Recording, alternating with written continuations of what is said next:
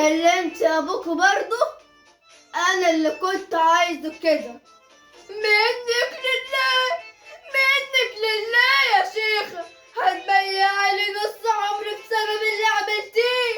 انت عملت مصيبة، عملت كارثة.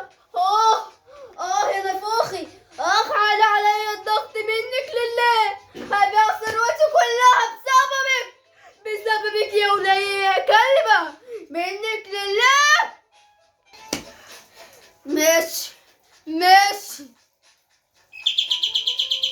ابوك جه،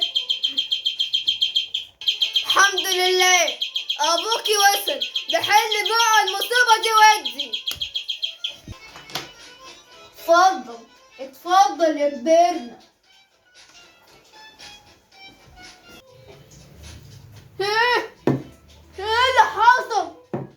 ايه اللي حصل؟ ايه اللي جرى؟ شتمك وضربك وشتم ابوكي؟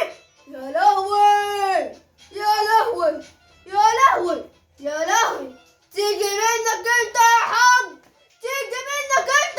ده انا وصيتك على بنتي قبل ما تتجوزها، وقلت لك تعمل اي حاجه سامحها، امسحها فيا يا اخي. آه آه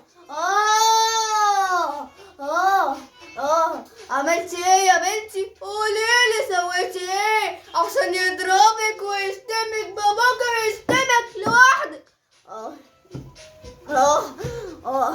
قوليلي عملت ايه؟ قولي. ايه اللي جرى يا ابني؟ ايه اللي جرى يا بنتي؟ ايه اللي خلاكم توصلوا للمشكلة الكبيرة دي؟ انا جيت من بيتي وانا بحبي.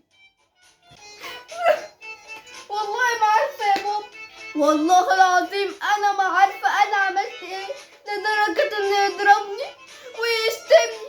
انا مش عارفة انا عملت ايه يا بابا، بس انا كل اللي اعرفه ان انا ما عملتش حاجة غلط. والله العظيم ما عملت حاجة غلط يا بابا. انا كل اللي عملته ان انا حطيت له الفطار وناديت عليه علشان يفطر وبس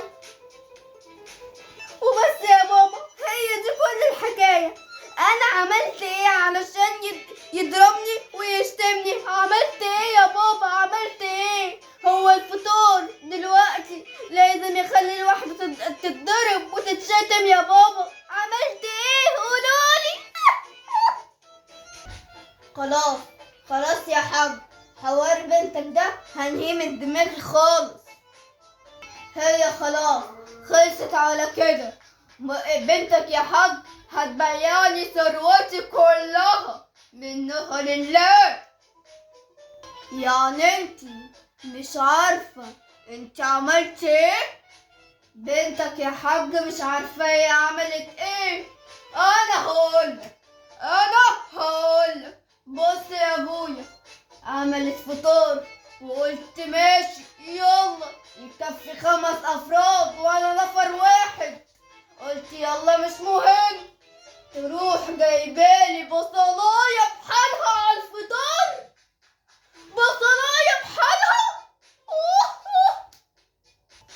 لا، وكل ده ويا ريتها كانت قطعت منها حتة، دي قطعتها 4. يعني لازم ناكلوها، لازم. احسن تصني يا حاج وانت عارف. يا حاج ده انا جايبها كده والكيلو منها ب28 جنيه. يا ويلي بقى، يا ويلي زمانها دلوقتي غليت بقت حاجة و40 جنيه. انا قلت دي تقعد معايا الشهور قدام. تروح عاملة كده يا حاج، ولازم ناكلوها لازم. يا ريتنا كنا غسلناها في الفريزر ولا حاجة. عايزني يا حاج اسامح بنتك تجيب لي 2 كيلو بصل بدل اللي بنتك عملتها دي، عشان نلم الليلة وكفاياتنا فضايح. ايه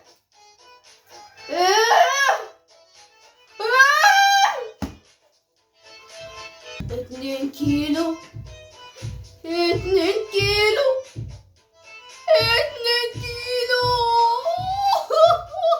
طب تقولي الكيلو ب28 جنيه، وكان أيام الرخص. منك لله يا شيخة انت أمك، منك لله انت أمك. يا قلبي قلبي. أنا هطلق أمك بسببك، هطلق أمك بسببك. حبايبي الحلوين، ما تنسوش اللايك والاشتراك تحت القناة باللون الأحمر، وتفعيل الجرس عشان كل ما نعمل فيديوهات جديدة توصل لكم يا حبايب قلبي.